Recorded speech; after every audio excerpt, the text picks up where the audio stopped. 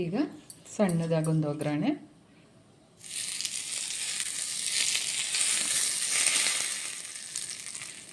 ಹಾಕೊಂಡಾಯ್ತು.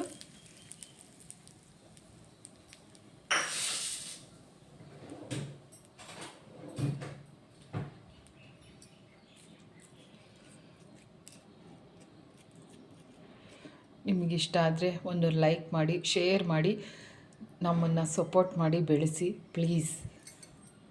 Thank you.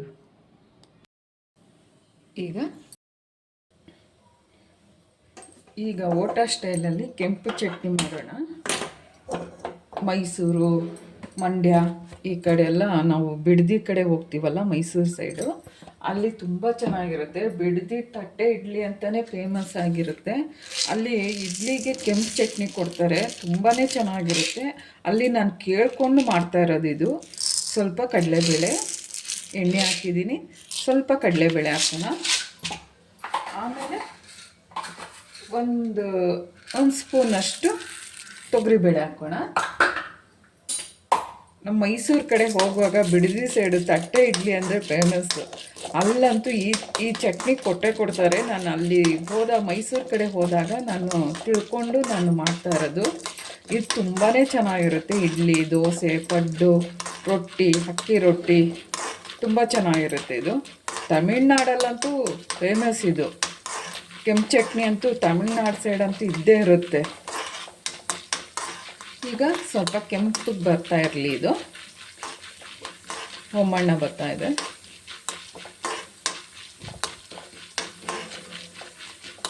ಸ್ವಲ್ಪ colour change ಆಗಲಿ, ಸೀದು ಹೋಗಬಾರ್ದು. ಆಮೇಲೆ ಚಟ್ನಿ ಇದು ಹೋಗ್ಬಿಡುತ್ತೆ. ಇದೊಂದು ಸ್ವಲ್ಪ ನಾನು ಬ್ಯಾಡಿಗೆ ಮೆಣಸಿನ್ಕಾಯಿ, ಖಾರದ ಮೆಣಸಿನ್ಕಾಯಿ ಒಂದು 3, ಬ್ಯಾಡಿಗೆ ಮೆಣಸಿನ್ಕಾಯಿ ಒಂದು 3 ಹಾಕ್ಕೊಂಡಿದ್ದೀನಿ. ನಿಮ್ಮ ಖಾರಕ್ಕೆ ಎಷ್ಟು ಬೇಕೋ ಅಷ್ಟು ಹಾಕ್ಕೋಬೋದು.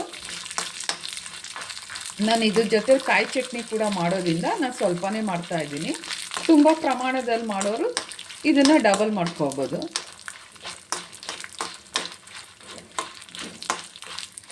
ಮೆಣಸಿನ್ಕಾಯಿ ಸ್ವಲ್ಪ ಬೆಚ್ಚಗೆ ಬಂದರೆ ಸಾಕು.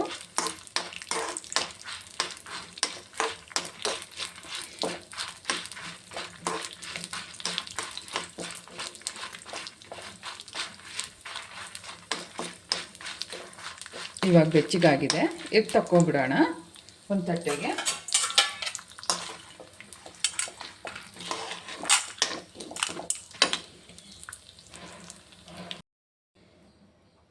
ಈಗ ಅದೇ ಬಾಣಲಿಗೆ ಸ್ವಲ್ಪ ಎಣ್ಣೆ ಹಾಕ್ಕೊಳ್ಳೋಣ.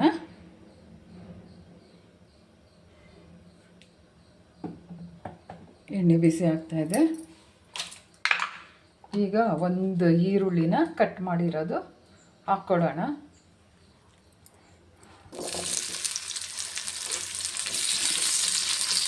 ಈರುಳ್ಳಿ ಫ್ರೈ ಆಗಲಿ. ಸ್ವಲ್ಪ ಕೆಂಪು ಹೊಮ್ಮಣ್ಣ ಬರಬೇಕು, ಗುಲಾಬಿ ಬಣ್ಣ ಥರ ಬರಬೇಕು ಈರುಳ್ಳಿ. ತುಂಬ ಬೇಡ, ಮೀಡಿಯಮ್ ಆಗಿ. ಅದಕ್ಕೇ ಸ್ವಲ್ಪ ಕೊತ್ತಂಬರಿ ಸೊಪ್ಪು ಹಾಕ್ಕೊಳ್ಳೋಣ. ಒಂದು 4 ಎಸಳು ಬೆಳ್ಳುಳ್ಳಿ, ಸ್ವಲ್ಪ ಕರಿಬೇವು ಸೊಪ್ಪು, ಇಷ್ಟು ಸ್ವಲ್ಪ ಫ್ರೈ ಆಗಲಿ.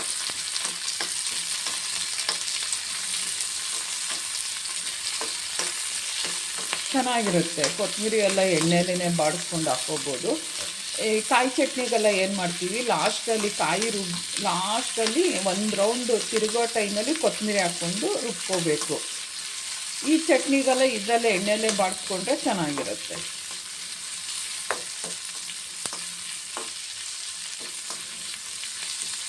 ಸ್ವಲ್ಪ ಕೆಂಪು ಬರ್ತಾ ಇದೆ.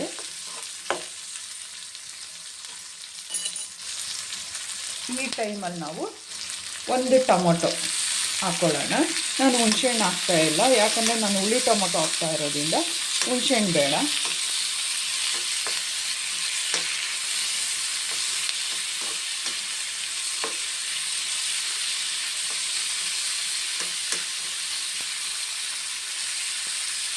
ಸ್ವಲ್ಪ ಫ್ರೈ ಆಗಲಿ.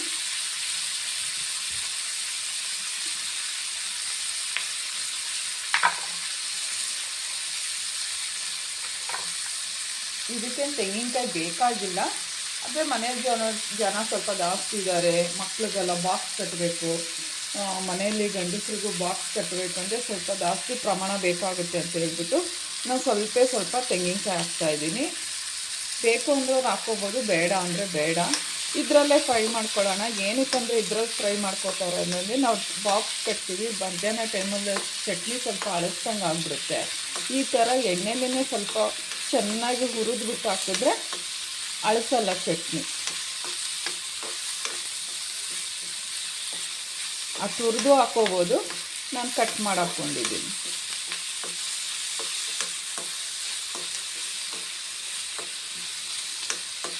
ನಿಮ್ಗಿಷ್ಟ ಆದರೆ ಒಂದು ಲೈಕ್ ಮಾಡಿ, ಒಂದು ಶೇರ್ ಮಾಡಿ, ಒಂದು ಬೆಲ್ ಐಕನ್ ಒತ್ತಿ ಸಪೋರ್ಟ್ ಮಾಡಿ ಪ್ಲೀಸ್.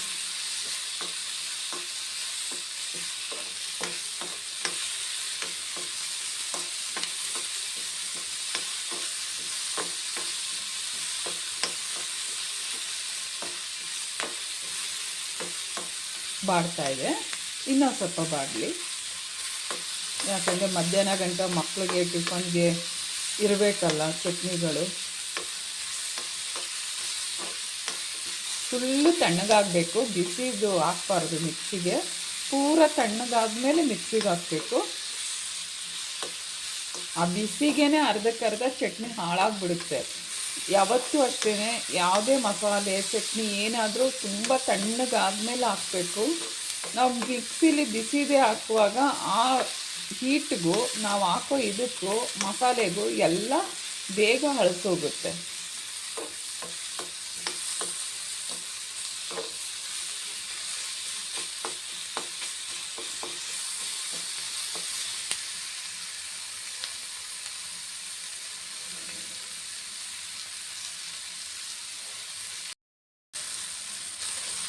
ಇದು ಫುಲ್ಲು ಸಾಫ್ಟ್ ಆಗಿದೆ. ಇವಾಗ ನಾವು ಇದನ್ನು ಆವಾಗಲೇ ಕಡಲೆಬೇಳೆ, ಉದ್ದಿನಬೇಳೆ, ಒಣಮೆಣ್ಸಿನ್ಕಾಯಿ ಹುರ್ಕೊಂಡಿದ್ವಲ್ಲ, ಇದು ತಣ್ಣಗಾದ್ಮೇಲೆ ಮಿಕ್ಸಿಗೆ ಹಾಕ್ಕೊಬರೋಣ.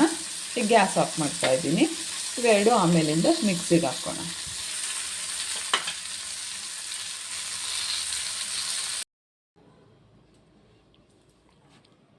ಈಗ ಮಿಕ್ಸಿ ಜಾರ್ಗೆ ನಾವು ಹುರಿದಿರೋದು ಮೆಣಸಿನ್ಕಾಯಿ, ಕಡಲೆಬೇಳೆ, ಉದ್ದಿನಬೇಳೆ ಹಾಕ್ಕೊಳ್ಳೋಣ. ಪೂರ ತಣ್ಣಗಾಗಿದೆ ಇದು. ಈಗ ಇದು ಫುಲ್ ತುಂಬಾ ತಣ್ಣಗಾಗಿದೆ. ಇವಾಗ ಹುರ್ಕೊಂಡಿದ್ವಲ್ಲ ಟೊಮೊಟೊ, ಈರುಳ್ಳಿ ಎಲ್ಲ, ಅದು ಇದಕ್ಕೆ ಸ್ವಲ್ಪ ನೀರು ಹಾಕ್ಕೋಬೇಕು, ಜಾಸ್ತಿ ನೀರು ಹಾಕ್ಕೊಳ್ಳೋದು ಬೇಡ. ಆಮೇಲೆ ಬೇಕಾದರೆ ನೀವು ಎಷ್ಟು ಬೇಕಷ್ಟು ಹಾಕ್ಕೊಳ್ಳಿ. ನಾನಿವಾಗ ಸ್ವಲ್ಪ ಉಪ್ಪು ಹಾಕ್ಕೋತಾ ಇದ್ದೀನಿ, ನನಗೆ ಎಷ್ಟು ಬೇಕಷ್ಟು. ಈಗ ಮಿಕ್ಸಿಲಿ ರುಬ್ಕೊಬರೋಣ. ಈಗ ಚಟ್ನಿ ರೆಡಿ ಆಗಿದೆ. ಇದಕ್ಕೊಂದು ಸಣ್ಣದಾಗಿ ಒಂದು ಒಗ್ಗರಣೆ ಹಾಕ್ಕೊಬರೋಣ. ಈಗ ಒಂದು ಚಿಕ್ಕದು ಒಂದು ಬಾಣಲಿ ಇಟ್ಟಿದ್ದೀನಿ, ಅದಕ್ಕೆ ಸ್ವಲ್ಪ ಎಣ್ಣೆ ಹಾಕೋಣ. ಎಣ್ಣೆ ಬಿಸಿ ಆಗ್ತಾ ಇರುವಾಗಲೇ ಸ್ವಲ್ಪ ಸಾಸಿವೆ, ಒಂದು ಸಣ್ಣ ಒಗ್ಗರಣೆ, ಇದೇನು ಜಾಸ್ತಿ ಏನು ಬೇಡ. ಅದಕ್ಕೆ ಕಡಲೆಬೇಳೆ, ಉದ್ದಿನಬೇಳೆ ಎಲ್ಲ ಹಾಕಿರೋದ್ರಿಂದ ಸಾಕಿಷ್ಟೇ ಒಗ್ಗರಣೆ.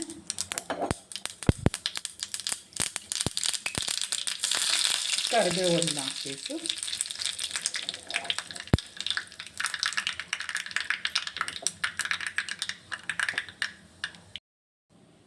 ಈಗ ಸಣ್ಣದಾಗೊಂದು ಒಗ್ಗರಣೆ,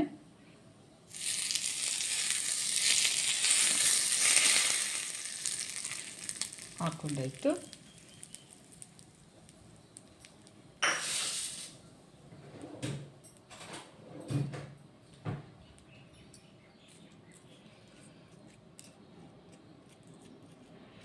ನಿಮಗಿಷ್ಟ ಆದರೆ ಒಂದು ಲೈಕ್ ಮಾಡಿ, ಶೇರ್ ಮಾಡಿ, ನಮ್ಮನ್ನು ಸಪೋರ್ಟ್ ಮಾಡಿ ಬೆಳೆಸಿ ಪ್ಲೀಸ್.